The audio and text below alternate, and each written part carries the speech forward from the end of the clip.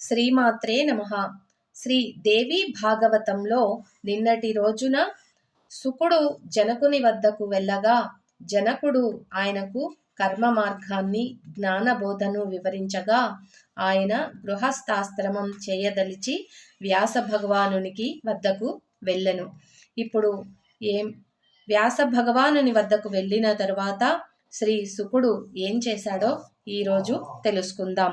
శ్రీ శుకుని గార్హస్థ్యము. శ్రీ శుకుని గార్హస్థ్యము. పిమ్మట అతడు వరియను కన్యను వివాహమాడి ఆమె యందు 4 పుత్రులను పొందెను.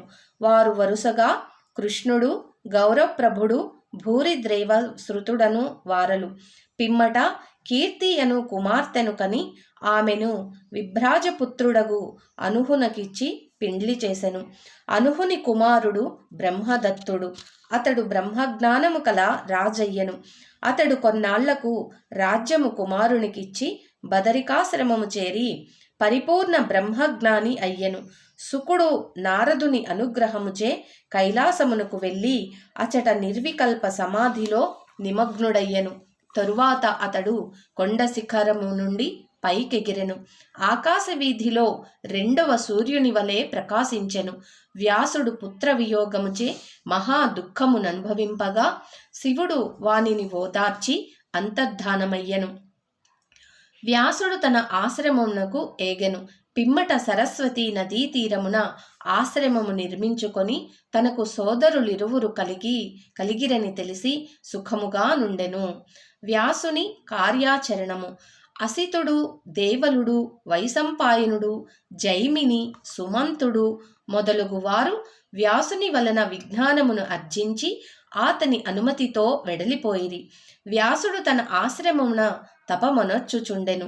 వ్యాసుని సోదరులలో పెద్దవాడు చిత్రాంగదుడు, 2వవాడు విచిత్రవీర్యుడు. వీరిరువురి కంటే పూర్వము జన్మించినవాడు భీష్ముడు. చిత్రాంగదుడు యుద్ధములో గంధర్వునిచే చంపబడెను. పిమ్మట విచిత్రవీర్యుడు రాజయ్యను. వివాహమును రాజ్యమును త్యాగము చేసిన భీష్ముడు తన సోదరుడగు విచిత్రవీర్యునకు వివాహము చేయ సంకల్పించెను. కాశీరాజు పుత్రికలకు 3 స్వయంవరము జరుగుచుండా అచటి రాజులను జయించి ఆ 3 తన రథముపై తీసుకొని వచ్చెను. ఆ కన్యలను తల్లి అగు సత్యవతికి అప్పగించెను. ఆ కన్యలలో పెద్దది నేను పూర్వమే సాల్వరాజును వరించియున్నానని చెప్పగా భీష్ముడు తల్లితో మంత్రులతో ఆలోచించి ఆమెను ఇష్టమైన చోటికి వెళ్ళుమని విడిచిపెట్టెను. ఆ కన్య సాల్వుని వద్దకు వెళ్ళగా అతడు తిరస్కరించెను.